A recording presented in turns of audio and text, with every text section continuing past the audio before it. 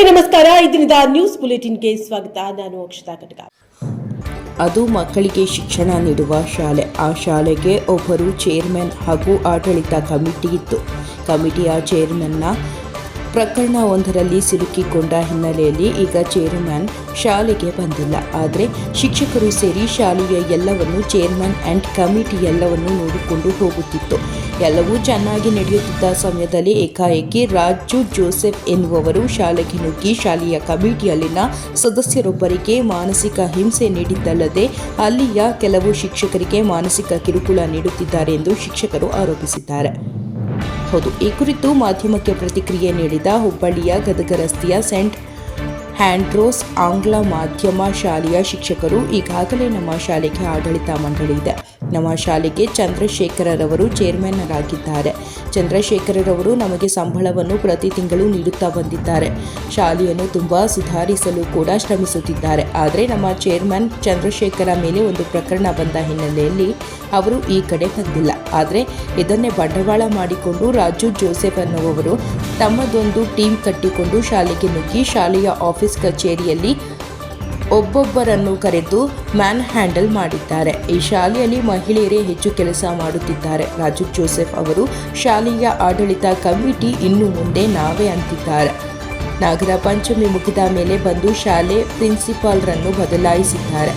ಇದರ ಬಗ್ಗೆ ಸ್ಥಳೀಯ ಪಾಲಿಕೆ ಸದಸ್ಯರಾದ ದ್ವಾರರಾಜ್ ಮಣ್ಣಕುಂಟ್ಲ ಅವರಿಗೆ ಮಾಹಿತಿ ನೀಡಿದಾಗ ಅವರು ಬಂದು ಸಮಸ್ಯೆ ಪರಿಹಾರಕ್ಕೆ ಪ್ರಯತ್ನಿಸಿದರು. ಆದರೆ ರಾಜು ಜೋಸೆಫ್ ಇವರು 3 ಜನ ಪುರುಷರು ಹಾಗೂ 2 ಮಹಿಳೆಯರನ್ನು ಕರೆದುಕೊಂಡು ಶಾಲೆಗೆ ನುಗ್ಗಿ ನಮಗೆ ಮಾನಸಿಕ ಜೊತೆಗೆ ಕೆಲವು ಶಿಕ್ಷಕರಿಗೆ ದೈಹಿಕ ಹಿಂಸೆ ನೀಡುತ್ತಿದ್ದಾರೆ. ಕಾನೂನುಬದ್ಧವಾಗಿ ಅವರು ಬರದೆ ಕಾನೂನು ಬಾಹಿರವಾಗಿ ಬಂದು ಶಾಲಾ ತರಗತಿಗಳು ನಡೆಯುತ್ತಿರುವ ಸಂದರ್ಭದಲ್ಲಿ ಹೀಗೆ ಮಾಡೋದು ಎಷ್ಟು ಸರಿ ಎಂದು ಪ್ರಶ್ನೆ ಮಾಡುವುದರ ಜೊತೆಗೆ ಇವರ ವಿರುದ್ಧ ಕಠಿಣ ಕಾನೂನು ಕ್ರಮ ಕೈಗೊಳ್ಳಲು ಆಗ್ರಹಿಸಿದ್ದಾರೆ. ಈ ಕುರಿತು ಕ್ಷೇತ್ರ ಶಿಕ್ಷಣಾಧಿಕಾರಿಗಳ ಗಮನಕ್ಕೂ ಈ ವಿಚಾರವನ್ನು ತರುವುದಾಗಿ ಶಿಕ್ಷಕಿಯರು ಹೇಳಿದ್ದಾರೆ.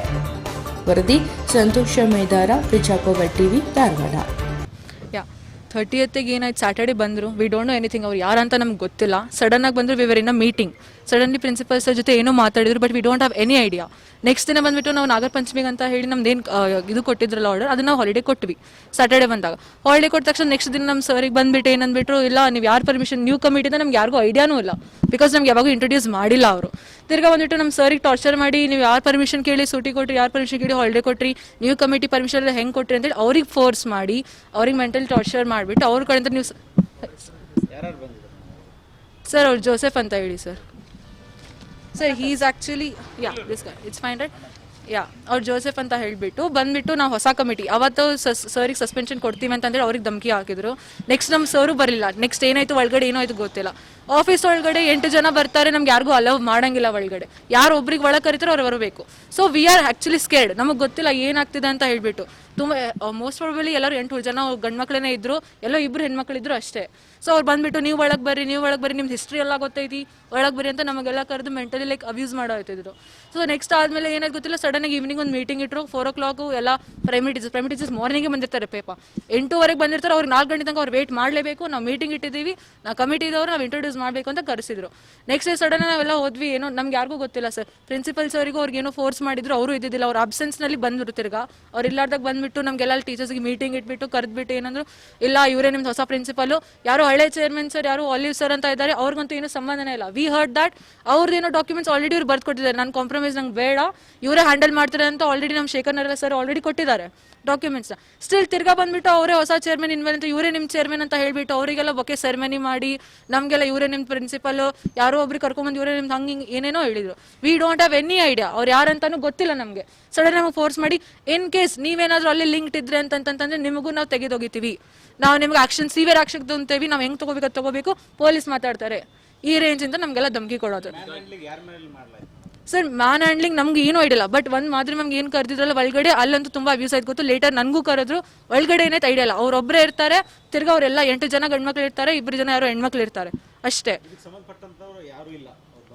ಇಲ್ಲ ಸರ್, ನಮ್ಗೆ ಶೇಖರ್ ಇಷ್ಟು ಸಲ ಏನಿದ್ರಲ್ಲ ಇದಕ್ಕೆ ಸಂಬಂಧ ನಾವು ಯಾವತ್ತೂ ನೋಡೇ ಇಲ್ಲ ಅವ್ರ ಮುಖನ. ಎಲ್ಲಿ ತನಕ ಯಾವತ್ತೂ ಅವ್ರ ಮುಖ ನೋಡಿಲ್ಲ.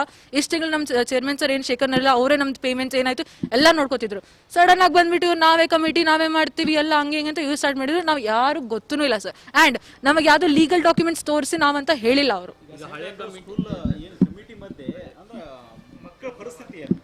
ಸರ್ ಅಫ್ಕೋರ್ಸ್ ಸರ್, ಅವ್ರು ಇವಾಗ ಮೀಟಿಂಗ್ ಮಾಡ್ತಿದ್ದಾರೆ, ನಾವು ಮೇಲೆ ಒಂದು ಚೇಂಬರ್ ಇದೆ ಅಲ್ಲಿ ಮಾಡೋಣ ಅಂತಂದ್ರೆ ಇಲ್ಲ ಅಂತೆ. ನಾವು ಇಲ್ಲೇ ಬಂದು ಮಾಡೋರು ಎಲ್ಲ ಸ್ಟೂಡೆಂಟ್ಸ್ ತುಂಬ ಹೆದರ್ಕೊಂಡಿದ್ದಾರೆ ಸರ್. ಅಫ್ಕೋರ್ಸ್ ಪೇರೆಂಟ್ಸ್ ಮುಂದೆ ಏನೇನೋ ಆಗ್ತಿದೆ, ಪೊಲೀಸ್ ಬರ್ತಿ, ಇವರೆಲ್ಲರೂ ತುಂಬ ವಾಯ್ಸ್ ರೈಸ್ ಮಾಡೋದು, ಮ್ಯಾನ್ ಹ್ಯಾಂಡ್ಲಿಂಗ್ ಮಾಡೋದು, ಒಬ್ಬೊಬ್ಬರಿಗೆ ಒಳಕರೋದು, ನಮಗೆಲ್ಲ ಆಫೀಸ್ ಸ್ಟಾಫಿಗೆ ಹೊರಗೆ ನಿಂದಿರ್ಸೋದು. ನಾವು ಹೇಳ್ದಂಗೆ ಕೇಳ್ಬೇಕು, ನೀವು ಬೇಕಂದ್ರೆ ಮ್ಯಾಲೆ ಹೋಗ್ರಿ, ನಾವು ಒಳಗಿರ್ತೀವಿ ಅಂತ ನಮ್ಮ ಕೆಲಸ ಎಲ್ಲ ಬಿಟ್ಟು ಅವ್ರಿಗೆ ಒಳಗೆ ಕುಂದಿರ್ಸಿದ್ವಿ. ಇದನ್ನೆಲ್ಲ ಸ್ಟೂಡೆಂಟ್ಸ್ ನೋಡ್ಬಿಟ್ಟು ಎಲ್ಲರೂ ಹೆದರ ಸರ್. ಅಫ್ಕೋರ್ಸ್ ಅವ್ರ ಪೇರೆಂಟ್ಸ್ ಮುಂದೆ ಹೇಳತ್ತಾರ, ಹೆದರ್ಕೊಂಡಿಲ್ಲ. ಅವ್ರ ಪೇರೆಂಟ್ಸ್ ಕನ್ಸರ್ನ್ ಇದ್ದಾರೆ ಸರ್. ಕಣ್ಣಾರೆ ಸಣ್ಣ ಸಣ್ಣ ಹುಡುಗರು ಅವ್ರಿಗೆ ಏನೂ ಗೊತ್ತಿಲ್ಲ, ಹೋಗಿ ಹೇಳ್ತಾರೆ ಅಂತ ಅಫ್ಕೋರ್ಸ್ ಹೇಳ್ತಾರೆ. ಪೇರೆಂಟ್ಸೂ ಹೆದರ್ತಾರೆ, ನಮ್ಮ ಮಕ್ಕಳು ಇದೆಲ್ಲ ನೋಡತ್ತಾರ ಸಣ್ಣ ವಯಸ್ಸಿನಾಗ ಏನೇನಾಗತ್ತೈತಿ ಸ್ಕೂಲಿಂದ ಅಂತ ಹೇಳಿ ಸ್ಟೂಡೆಂಟ್ಸಿಗೂ ಮೆಂಟಲ್ ಪ್ರೆಷರ್ ಆಗತ್ತಿದೆ. ಹಳೆ ಕಮಿಟಿ ನಮಗೆ ಇದು ಕಾಂಟ್ಯಾಕ್ಟ್ ಮಾಡಬಾರ್ದು ಅಂತ ಹೇಳಿ ಫುಲ್ ಬ್ಲಾಕ್ ಮೇಲ್ ಮಾಡಿದ್ರು sir. At any cost you not suppose to contact any other relatives. ಸಂಬಂಧಪಟ್ಟ ಕಮಿಟಿಗೆ ಮಾಡಂಗಿಲ್ಲ, ನಾವೇ ನಿಮ್ದು ಹೊಸ ಕಮಿಟಿ, ಇನ್ಮೇಲೆ ನಾವೇ ನಿಮ್ದೆಲ್ಲ ನೋಡ್ಕೋತೀವಿ, ಎಲ್ಲ ನಾವು ನೋಡ್ಕೋತೀವಿ ಅಂತ ಹೇಳ್ಬಿಟ್ಟು ಬಂದಿದ್ರು. ಹಾಂ, ಅಬ್ಸಲ್ಯೂಟ್ಲಿ ಸರ್. ನಮ್ಗೆ ಬೇಡ ಸರ್, ಅವ್ರು ಇರ್ಲಾದಾಗಂತೂ ನಮ್ಗೆ ಚಲೋನ ನಡೆಯುತ್ತೆ. ನಮ್ದೆಲ್ಲ ಎಕ್ಸಾಮಿನೇಷನ್ಸ್ ಎಲ್ಲ ಕರೆಕ್ಟಾಗಿ ನಡೀತಿತ್ತು.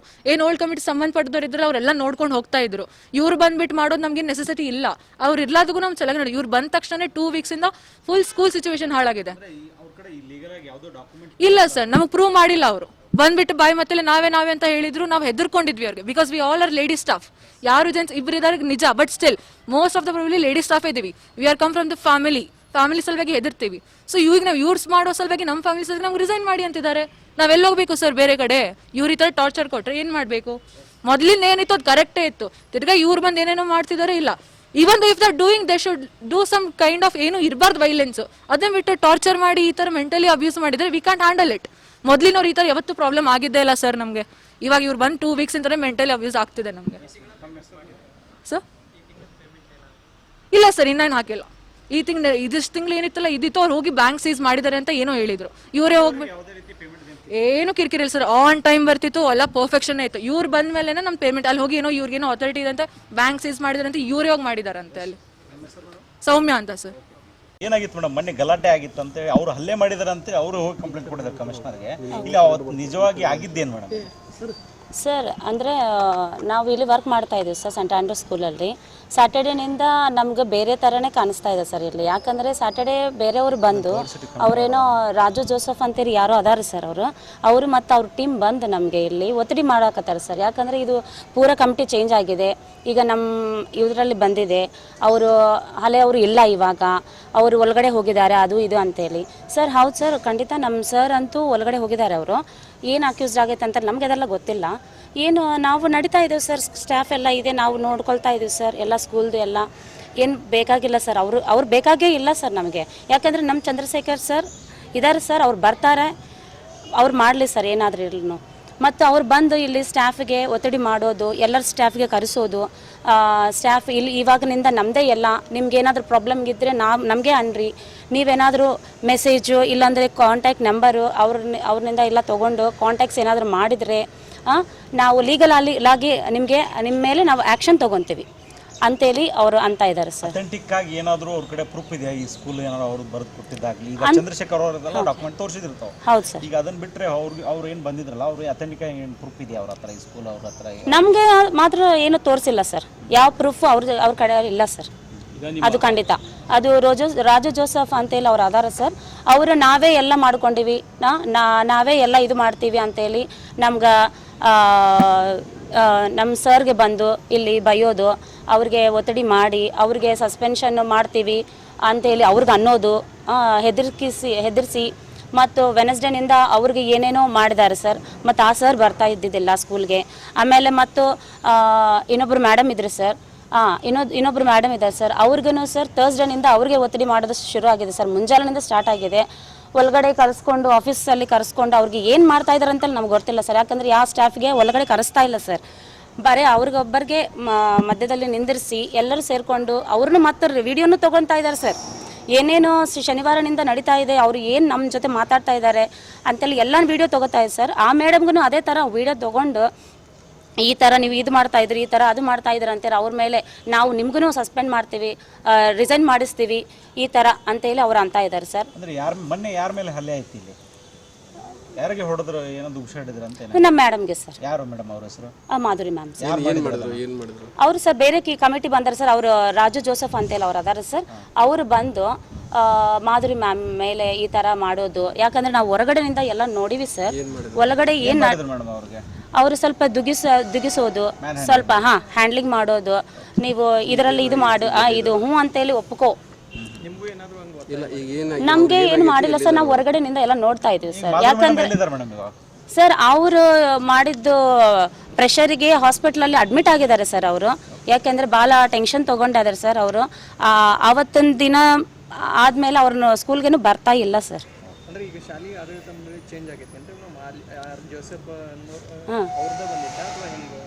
ಅವ್ರದ್ದು ಯಾರ್ದು ಬಂದಿಲ್ಲ ಸರ್. ನಮ್ಮ ಚೇರ್ಮನ್ ಸರ್ ಅದಾರ ಸರ್, ಪ್ರೂಫ್ಸ್ ಎಲ್ಲ ಇದೆ ಸರ್. ನಮ್ಮ ಚೇರ್ಮನ್ ಸರ್ ಚಂದ್ರಶೇಖರ್ ಸರ್ ಅವರೇ ನಮ್ಮ ಚೇರ್ಮನ್, ಅವರೇ ನಮ್ಗೆ ಬೇಕು ಸರ್ ಚೇರ್ಮನ್ ಸರ್. ನಮಗೆ ಯಾರು ಬೇಕಾಗಿಲ್ಲ ಸರ್. ಅವರಿದ್ರೇ ನಾವು ಚೆನ್ನಾಗಿ ಇಲ್ಲಿ ದುಡ್ಕೊಲಿಕ್ಕೆ. ಇಷ್ಟುವರೆಗೂ ಪೇಮೆಂಟ್ ಅವರೇ ಮಾಡ್ತಾ ಇದ್ದಾರೆ ಸರ್. ಹಾಂ ಸರ್, ಅವ್ರದಿಂದ ನಮಗೆ ಏನಾದರೂ ತೊಂದರೆ ಇಲ್ಲ ಸರ್. ಹಾಂ ಹೌದು ಸರ್. ಅವರು ಇಲ್ಲ ಅಂತ ಹೇಳಿ ಅವರು ಪೂರಾ ಅವ್ರ ಮೇಲೇ ಹಾಕ್ಕೊಂಡು ನಾವು ಅದೀವಿ ಅಂತ ಹೇಳಿ ಅವ್ರು ಬರ್ತಾ ಇದ್ದಾರೆ ಸರ್. ಅವ್ರು ಯಾರಂತೇಳಿ ನಮ್ಗೆ ಗೊತ್ತೇ ಇಲ್ಲ ಸರ್. ನಮ್ಮ ಹೆಸರು ಅನುಷಾ ಅಂತ ಹೇಳಿ. 56ನೇ ಕಾರ್ಗಿಲ್ ವಜ್ರೋತ್ಸವ ಚನ್ನು ಪಾಟೀಲ್ ಫೌಂಡೇಶನ್ ವತಿಯಿಂದ ನೆರೆಗಲ್ನಲ್ಲಿ ನೆರವೇರಿಸಲಾಯಿತು. ನೆರೆಗಲ್ ಪಟ್ಟಣ ಪಂಚಾಯಿತಿ ವ್ಯಾಪ್ತಿಯ ಶ್ರೀ ಅಭಿನವ ಶ್ರೀ ಅನ್ನದಾನೇಶ್ವರ ಪದವಿ ಪೂರ್ವ ಕಾಲೇಜಿನಲ್ಲಿ 26ನೇ ಕಾರ್ಗಿಲ್ ವಿಜಯೋತ್ಸವ ಅಂಗವಾಗಿ ವಿದ್ಯಾರ್ಥಿಗಳಿಗೆ ಭಾಷಣ ಸ್ಪರ್ಧೆ ಕಾರ್ಯಕ್ರಮ ನೆರವೇರಿಸಲಾಯಿತು. ಈ ಕಾರ್ಯಕ್ರಮವನ್ನು ನಿವೃತ್ತ ಸೈನಿಕರ ಸಂಘದ ಅಧ್ಯಕ್ಷರಾದ ಶಿವಪುತ್ರಪ್ಪ ಸಂಗನಾಳ ಉದ್ಘಾಟಿಸಿದರು. ಹಲವಾರು ವಿದ್ಯಾರ್ಥಿಗಳು ಸ್ವಯಂ ಪ್ರೇರಿತವಾಗಿ ಭಾಷಣ ಸ್ಪರ್ಧೆಯಲ್ಲಿ ಭಾಗವಹಿಸಿ ಕಾರ್ಗಿಲ್ ವಿಜಯೋತ್ಸವದ ಕುರಿತು ಭಾಷಣ ನೆರವೇರಿಸಿದರು. ಈ ಕಾರ್ಯಕ್ರಮದಲ್ಲಿ ಭಾಗವಹಿಸಿದ 250ಕ್ಕೂ ಅಧಿಕ ವಿದ್ಯಾರ್ಥಿಗಳಿಗೆ ಸ್ವಾತಂತ್ರ್ಯ ಹೋರಾಟಗಾರರ ಜೀವನ ಚರಿತ್ರೆಯ ಪುಸ್ತಕಗಳನ್ನು ವಿತರಿಸಲಾಯಿತು. ಈ ಸಂದರ್ಭದಲ್ಲಿ ಚನ್ನು ಪಾಟೀಲ್ ಫೌಂಡೇಶನ್ ಸಂಸ್ಥಾಪಕರಾದ ಶ್ರೀ ಉಮೇಶ ಚನ್ನು ಪಾಟೀಲ್, ಪ್ರಾಚಾರ್ಯರಾದ ಅನಸೂಯ ಪಾಟೀಲ್, ನಿವೃತ್ತ ಸೈನಿಕರಾದ ಶಿವಪುತ್ರಪ್ಪ ಸಂಕನಾಳ್, ಅರುಣ್ ಕುಲಕರ್ಣಿ, ಶಿವಕುಮಾರ್ ದಢೂರ, ಡಾಕ್ಟರ್ ಎಲ್.ಆರ್. ರೆಡ್ಡೇರ, ಡಾಕ್ಟರ್ ಅಶ್ವಿನಿ ರೆಡ್ಡೇರ, ಮಹೇಶ್ ಶಿವಶಂಕರ, ರಮೇಶ್ ಕೊಲ್ಕಾರ್, ಅಯ್ಯಪ್ಪ ಸರ್ವಿ, ರಮೇಶ್ ಮಾಸ್ತಿ, ಕಳಕಪ್ಪ ಸರ್ವಿ ಹಾಗೂ ವಿದ್ಯಾರ್ಥಿಗಳು, ಕಾಲೇಜಿನ ಉಪನ್ಯಾಸಕರು, ಸಿಬ್ಬಂದಿ ವರ್ಗ ಮುಂತಾದವರು ಉಪಸ್ಥಿತರಿದ್ದರು. ವರದಿ ರುದ್ರಪ್ಪ ಹೆಬ್ಬಳ್ಳಿ ರೋಣ. ಗ್ರಾಮೀಣ ವಿಧಾನ ಕ್ಷೇತ್ರ ವ್ಯಾಪ್ತಿಯಲ್ಲಿ ಸೇವಾ ಭಾರತಿ ಟ್ರಸ್ಟ್ ಹಾಗೂ ಮಂಜುನಾಥ ಮಕ್ಕಳಗೇರಿ ಟೀಮ್ ಸಾಮಾಜಿಕ ಕಾರ್ಯ ಕೈಗೊಳ್ಳುತ್ತಲೇ ಬಂದಿದ್ದು, ಇಂದು ಕೂಡ ಸಾರ್ವಜನಿಕ ನೀರಿನ ಟ್ಯಾಂಕ್ ಸ್ವಚ್ಛಗೊಳಿಸುವ ಮೂಲಕ ಇತರೆ ಸಂಘ ಸಂಸ್ಥೆಗಳಿಗೆ ಮಾದರಿಯಾಗಿದೆ. ಹೌದು, ಧಾರವಾಡದ ಹೊಸ ಎಪಿಎಂಸಿಯಲ್ಲಿರುವ ಟ್ಯಾಂಕ್ ಹಲವು ತಿಂಗಳುಗಳಿಂದ ಸ್ವಚ್ಛತೆ ಇಲ್ಲದೆ ಅವ್ಯವಸ್ಥೆಯ ಆಗರವಾಗಿತ್ತು. ಇದನ್ನು ಗಮನಿಸಿದ Seva Bharati trust and Manjunatha Makkalageri team ಇಂದು ನೀರಿನ ಟ್ಯಾಂಕ್ ಒಳ ಹಾಗೂ ಹೊರಭಾಗವನ್ನು ಸ್ವಚ್ಛಗೊಳಿಸಿದ್ದಾರೆ. ಇವರು ಈ ಕಾರ್ಯಕ್ಕೆ ಸ್ಥಳೀಯರು, ಎಪಿಎಂಸಿ ಹಲವರು ಸೇರಿದಂತೆ ಮಳಿಗೆಗಳ ಮಾಲೀಕರು ಸಾಥ್ ನೀಡಿದ್ದು, ಬಹುದಿನಗಳಿಂದ ಸ್ವಚ್ಛವಾಗದ ನೀರಿನ ಟ್ಯಾಂಕ್ ಸ್ವಚ್ಛತಾ ಭಾಗ್ಯ ಕಂಡಿತ್ತು. ಇನ್ನು ಸೇವಾ ಭಾರತಿ ಟ್ರಸ್ಟ್ ಹಾಗೂ ಮಂಜುನಾಥ ಮಕ್ಕಳಗೇರಿ ಟೀಮ್ನ ಕಾರ್ಯಕ್ಕೆ ಈಗ ಎಲ್ಲೆಡೆಯಿಂದ ಮೆಚ್ಚುಗೆ ಹರಿದು ಬರುತ್ತಿದೆ. ವರದಿ ಸಂತೋಷ ಮೇದಾರ, ಧಾರವಾಡ. ಸೇವಾ ನಿವೃತ್ತಿ ಸೈನಿಕನಿಗೆ ಅದ್ಧೂರಿ ಸ್ವಾಗತ. ಲಕ್ಷ್ಮೇಶ್ವರ ಪಟ್ಟಣದ ಪ್ರವಾಸಿ ಭಾರತೀಯ ಸೇನೆಯಲ್ಲಿ 22 ವರ್ಷ ಸುದೀರ್ಘ ಸೇವೆ ಸಲ್ಲಿಸಿ ಸೇವಾ ನಿವೃತ್ತಿ ಹೊಂದಿ ಸ್ವಗ್ರಾಮಕ್ಕೆ ಆಗಮಿಸಿದ ನಿವೃತ್ತ ಸೈನಿಕ ಲಕ್ಷ್ಮೇಶ್ವರದ ಹವಲ್ದಾರ ಶರಣಪ್ಪ ರುದ್ರಪ್ಪ ಬೂದಿಹಾಳ ಮತ್ತು ಅವರ ಪತ್ನಿಯನ್ನು ಲಕ್ಷ್ಮೇಶ್ವರ ತಾಲೂಕು ಮಾಜಿ ಸೈನಿಕ ಸಂಘದ ಸರ್ವ ಸದಸ್ಯರು ಹಾಗೂ ಸರ್ಕಾರಿ ಪ್ರೌಢಶಾಲೆ ಹಳೆ ವಿದ್ಯಾರ್ಥಿಗಳ ಬಳಗ, ಸ್ನೇಹಿತರು ಮತ್ತು ಕುಟುಂಬದವರು ಸ್ವಾಗತಿಸಿ ಶಿಂಗ್ಲಿನಾಕ, ಪಾದಗಟ್ಟಿ, ಹವಳಿ, ಆಂಜನೇಯ ಪಟ್ಟಣದ ಪ್ರಮುಖ ರಸ್ತೆಗಳಲ್ಲಿ ತೆರೆದ ವಾಹನದಲ್ಲಿ ಅವರಿಗೆ ಜೈಕಾರ ಹಾಕುತ್ತಾ ಹೂಮಳೆ ಸುರಿಸುತ್ತಾ ಮೆರವಣಿಗೆ ಮೂಲಕ ಮನೆಗೆ ಕರೆತರುವ ಮೂಲಕ ಸಂಭ್ರಮ ಆಚರಣೆ ಮೂಲಕ ಸ್ವಾಗತಿಸಿದರು. ಈ ಸಮಯದಲ್ಲಿ ಮಾಜಿ ಸೈನಿಕರಾದ Mantesh Sunagar, SF Haliyal, Ramesh Hulasaggi Hanumantagouda Shilavantar, BS Hiremath, Ramesha Harakeri, Shekharappa Tahsildar, TI Pujar, Suresha Hulikatti ಸೇರಿದಂತೆ ಇನ್ನೂ ಅನೇಕ ತಾಲೂಕಿನ ಮಾಜಿ ಸೈನಿಕರು, ಅಭಿಮಾನಿಗಳು ಇದ್ದರು. ವರದಿ ವೀರಣ್ಣ ಹಡಪದ, ಲಕ್ಷ್ಮೀಶ್ವರ. ಹಿರಿಯ ಸ್ವತಂತ್ರ ಹೋರಾಟಗಾರರಾದ B. ಕಿಶನ್ ರಾವ್ ಬನ್ನಿಗೊಳ್ಳ ವಕೀಲರು ನಿಧನ. ಕುಷ್ಟಗಿ. ಹಿರಿಯ ಸ್ವತಂತ್ರ ಹೋರಾಟಗಾರರಾದ ಶಾಂತಯುಷಿ B. ಕಿಶನ್ ರಾವ್ ಬನ್ನಿಗೊಳ್ಳ ವಕೀಲರು 103 ವರ್ಷ. ಇವರು ಇಂದು ದಿನಾಂಕ 3/8/2025 ರವಿವಾರ ಮಧ್ಯಾಹ್ನ 2 ಗಂಟೆಗೆ ಇಹಲೋಕ ತ್ಯಜಿಸಿದ್ದಾರೆ. ಮೃತರಿಗೆ 5 ಜನ ಗಂಡು ಮಕ್ಕಳು, 2 ಹೆಣ್ಣು ಮಕ್ಕಳು ಹಾಗೂ ಮೊಮ್ಮಕ್ಕಳು ಸೇರಿದಂತೆ ಅಪಾರ ಬಂಧು ಬಳಗವನ್ನು ಅಗಲಿದ್ದಾರೆ. ಇಂದು ಸಂಜೆ 7:30 ಗಂಟೆಗೆ ಅಂತ್ಯ ಸಂಸ್ಕಾರ ಕುಷ್ಟಗಿಯ ರುದ್ರಭೂಮಿಯಲ್ಲಿ ನೆರವೇರಲಿದೆ ಎಂದು ಕುಟುಂಬಸ್ಥರು ತಿಳಿಸಿದ್ದಾರೆ. ಹೈದರಾಬಾದ್ ವಿಮೋಚನಾ ಚಳುವಳಿಯಲ್ಲಿ ಭಾಗಿಯಾದ ನಗರದ ಹಿರಿಯ ವಕೀಲರಾದ B. ಕಿಶನ್ ರಾವ್ ನಿಧನರಾಗಿದ್ದಾರೆ. ಶಾಸಕ ಹಾಗೂ ವಿಧಾನಸಭೆ ವಿರೋಧ ಪಕ್ಷದ ಮುಖ್ಯ ಸಚೇತಕ ದೊಡ್ಡನಗೌಡ H. ಪಾಟೀಲ್ ಹಾಗೂ ಮಾಜಿ ಸಚಿವ ಅಮರೇಗೌಡ ಪಾಟೀಲ್, ವೈಯಾಪುರ ಮಾಜಿ ಶಾಸಕ K. ಶರಣಪ್ಪ ವಕೀಲರು ಸಂತಾಪ ಸೂಚಿಸಿದ್ದಾರೆ. ನಕಲಿ ವೈದ್ಯರ ವಿರುದ್ಧ ಕ್ರಮಕ್ಕೆ ನಮ್ಮ ಕರ್ನಾಟಕ ಸೇನೆ ಆಗ್ರಹ. ತಾಲೂಕಿನಲ್ಲಿ ನಕಲಿ ವೈದ್ಯರು ಮತ್ತು ನಾಟಿ ವೈದ್ಯರುಗಳ ಹಾವಳಿ ಹೆಚ್ಚಾಗಿದ್ದು, ಗ್ರಾಮೀಣ ಪ್ರದೇಶದ ರೋಗಿಗಳ ಜೀವದ ಜೊತೆ ಚೆಲ್ಲಾಟ ಆಡುತ್ತಿರುವ ಇವರ ವಿರುದ್ಧ ವೈದ್ಯಕೀಯ ಕಾಯ್ದೆಯಡಿಯಲ್ಲಿ ಕ್ರಮ ಜರುಗಿಸುವಂತೆ ನಮ್ಮ ಕರ್ನಾಟಕ ಸೇನೆ ತಾಲೂಕು ಸಮಿತಿಯಿಂದ ಪ್ರತಿಭಟನೆ ಜರುಗಿತು. ನಗರದ ಸಾರ್ವಜನಿಕ ಆಸ್ಪತ್ರೆಯ ಮುಂಭಾಗದಲ್ಲಿ ಪ್ರತಿಭಟಿಸಿ ತಾಲೂಕು ಆರೋಗ್ಯಾಧಿಕಾರಿಗಳಿಗೆ ಮನವಿ ಪತ್ರ ಸಲ್ಲಿಸಲಾಗಿತ್ತು.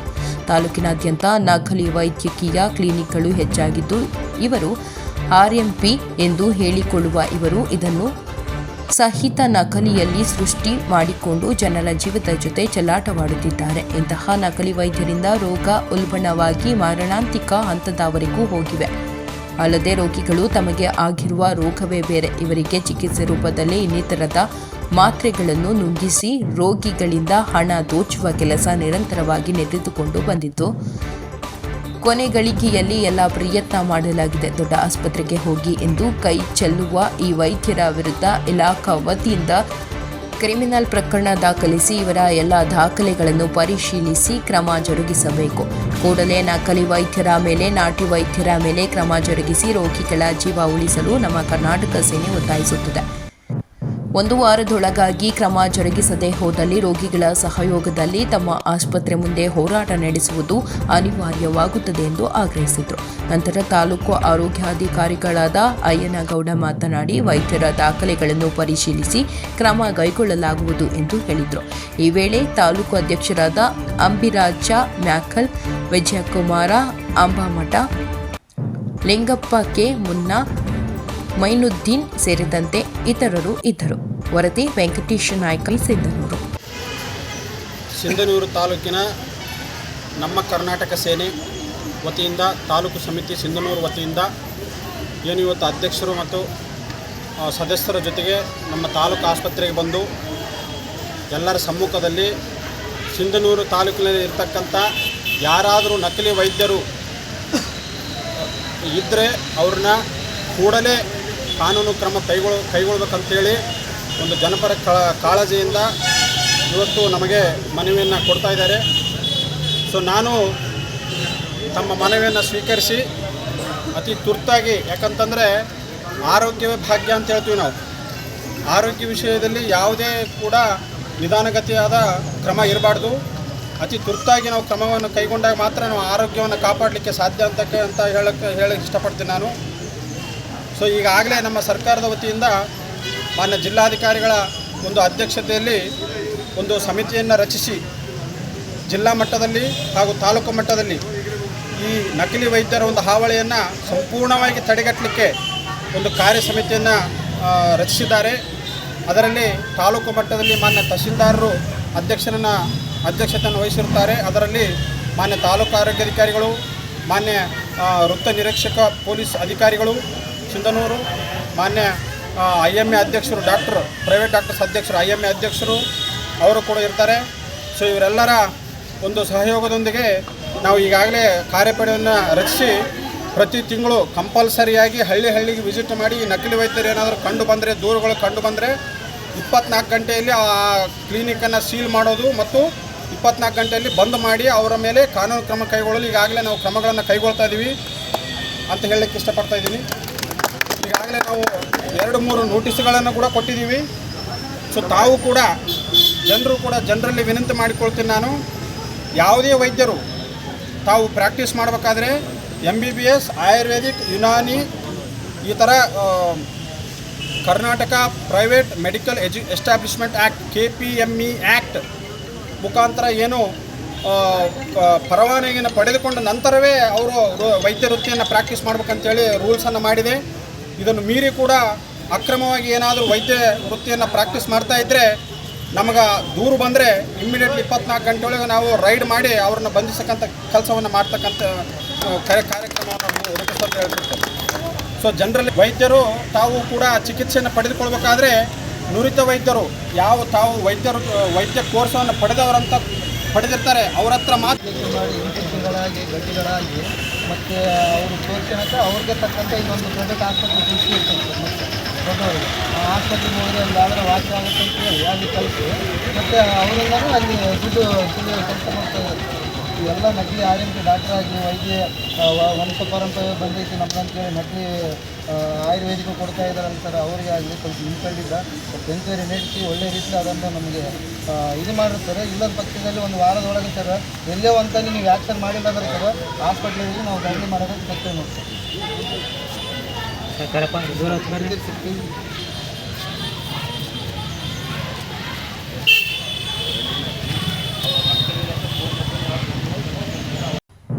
ಇಂದಿರಾ ಕ್ಯಾಂಟೀನ್ ಉಪಹಾರ ಸೇವಿಸಿದ ಜನರು. ಹೌದು, ಗದಗ ಜಿಲ್ಲೆಯ ಲಕ್ಷ್ಮೇಶ್ವರ ಪಟ್ಟಣದಲ್ಲಿ ಶಿಗ್ಗಿಲ್ಲಿ ಕ್ರಾಸ್ ಹತ್ತಿರ ಪ್ರಾರಂಭಗೊಂಡ ಇಂದಿರಾ ಕ್ಯಾಂಟೀನ್ನಲ್ಲಿ ಬೆಳಗಿನ ಉಪಹಾರಕ್ಕೆ ಸರದಿ ಸಾಲಿನಲ್ಲಿ ನಿಂತು ಕೂಪನ್ ಪಡೆದು ಸಾರ್ವಜನಿಕರು ₹5ಗೆ ಬೆಳಗಿನ ಉಪಹಾರ 3 ಇಡ್ಲಿ ಸಾಂಬಾರ್ ಸವಿತ ಸಾರ್ವಜನಿಕರು ಸಿದ್ದರಾಮಯ್ಯ ಅವರಿಗೆ ಧನ್ಯವಾದಗಳು ತಿಳಿಸಿದ್ದಾರೆ.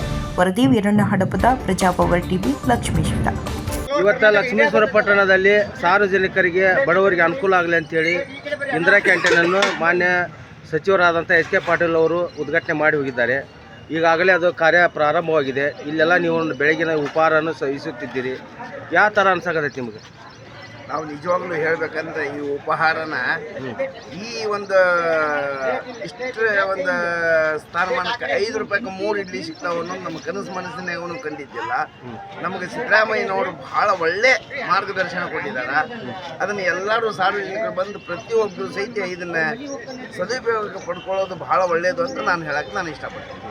ಇದರಿಂದ ಸಿದ್ದರಾಮಯ್ಯ ಅವ್ರಿಗೆ ಏನಂತೀರಿ?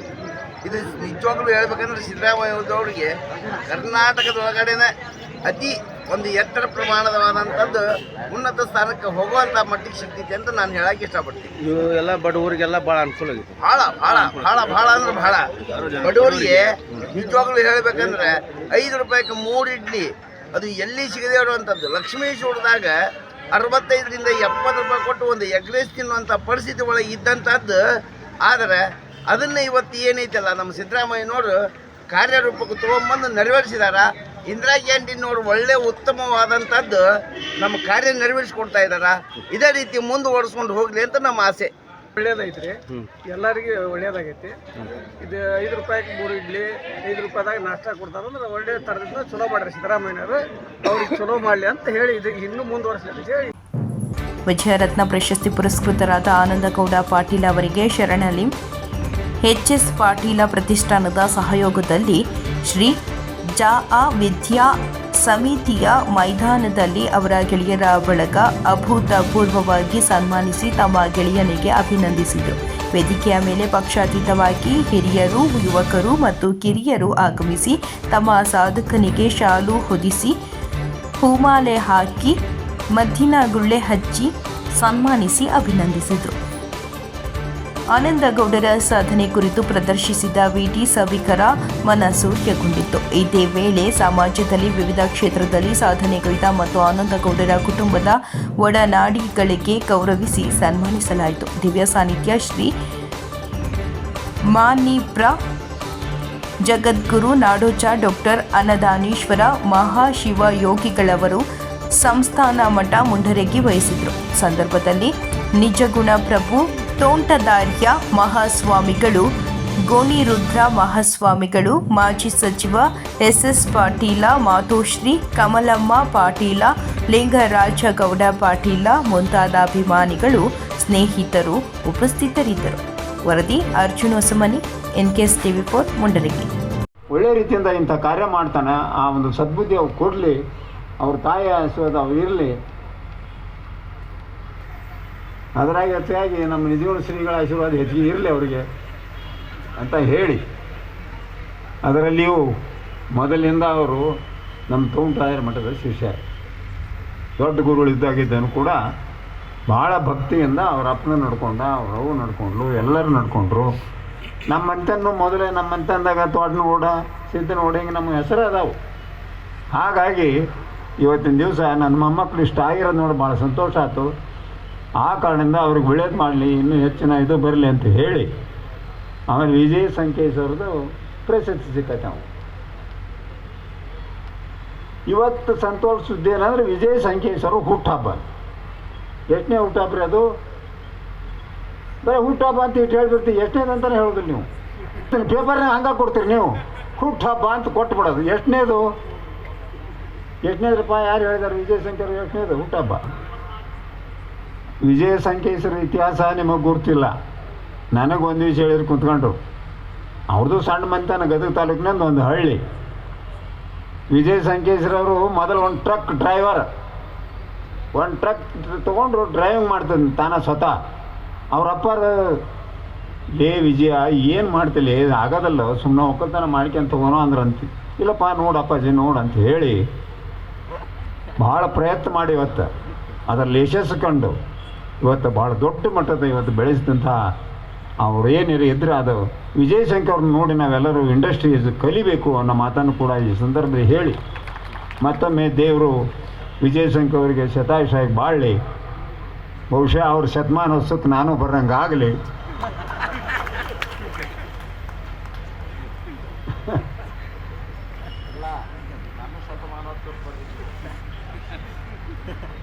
ನಂದಲ್ಲ, ನಮ್ಮ ಆನಂದ್ ಒಂದು ಮಗನ ಶತಮಾನೋತ್ಸವಕ್ಕೆ ಬರಲಿ.